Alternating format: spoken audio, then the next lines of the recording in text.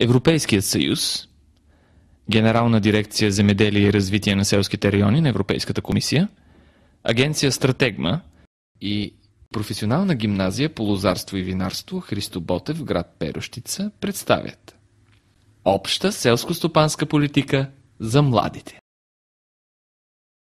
Аромат на вино. Един от приоритетите на общата селско-стопанска политика днес е съхраняване на традицията на лозарството и винарството в Европа, като в същото време се насърчават иновациите. Така Европейският съюз отваря много нови възможности пред българските производители и българското вино, които имат репутацията на едни от най-добрите в света. Ето как. В България действа национална програма за подпомагане на лозаро-винарския сектор за периода 2009-2013 година.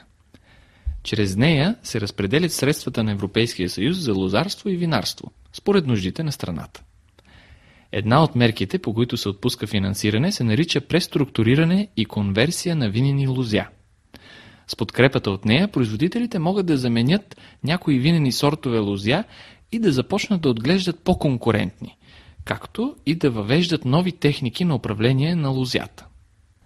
Мярката промоция в трети страни насърчава търговията с вино на пазари извън Европейския съюз. Промоция в трети страни значи, че Министерството на земеделието и храните разпределят едни пари, които също между другото са европейски, разпределят едни пари, за да могат българските производители да ходят примерно на панаири, международни изложения на вина и да показват своето вино.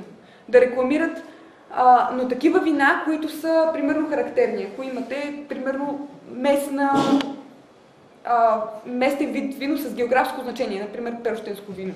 Министерството на земеделието ще ви даде тия пари, вие да отидете в чужбина, да си покажете вашето си вино. Защото то е ценно, защото е ваше и защото е различно. И застраховане на реколтата. Преди като си говорих, ти как се казваш? Калуян. Калуян и Рамадан и двамата ми казаха, че е рисковано да се работи земеделието. Я кажете, от какво се застрахова това? Застраховане на реколтата е друга мярка, чрез която Европейският съюз се стреми да предотврати загубите на производителите, причинени от суша, пожар, слана, градушка и други щети, нанесени от болести, вредители и нападения от животни. Да, от градушки, от вредители има и други, давай. Суша. Кръци? Суша. Суша, да. Кръци, ако става дума за диви животни. Програмата за развитие на селските райони също разкрива възможности пред лозарите, а и пред другите стопани за засаждане на собствени лозови масиви, за изграждане на малки бутикови изби, за развиване на винен туризъм и други. И една от мерките, и всъщност там има различни мерки, по които също може да кандидатствате като лозари. Едното е за добавяне на стойност на земеделски продукти. Тоест, те ще ви дадат пари, ако вие имате лози, да си направите и малка изба. Те ще ви дадат пари, ако вие сте млад фермер, в смисъл, ако вие сте млад човек и искате да бъдете фермер, да организирате своето стопанство за първи път. Могат да ви дадат пари, ако, примерно, вашите имат стопанство, както е във вашите случаи, обаче имате нужда от нещо ново, нова техника, нови земи, нещо такова. За модернизиране на стопанството също се дават пари. Вдъхновени от възможностите, за които разказахме по време на семинарите, нашите приятели от Лозаро-винарската гимназия в Перущица създадоха свой собствен бизнес план. И с охота ни го представиха. Почваме ли? Да, вие сега си представяте, че ще имате вашата фирма. Как се казва тя? Значи, нашата фирма се казва Електрон, точно. И произвеждаме, първо описанието, произвеждаме вино, 3 вида, бяло, червено и розе.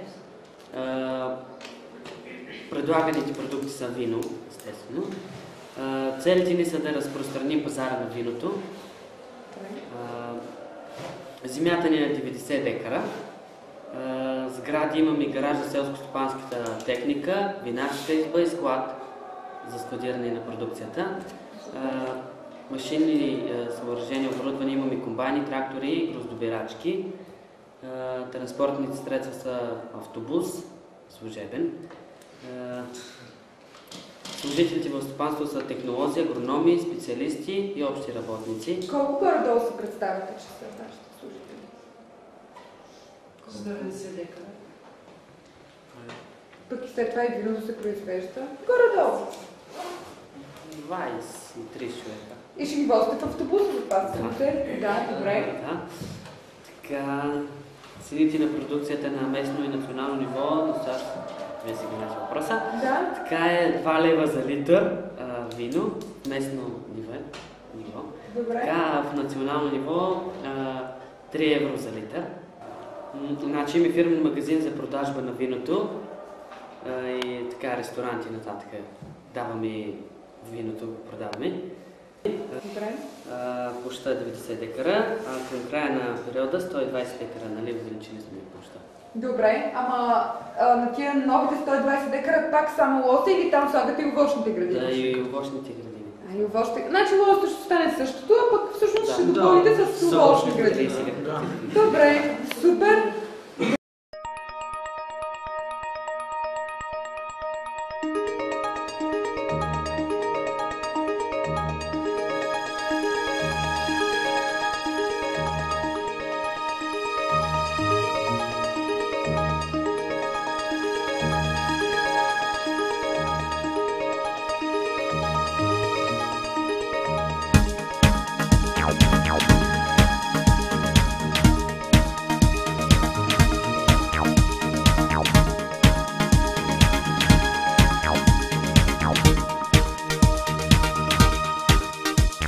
Ow.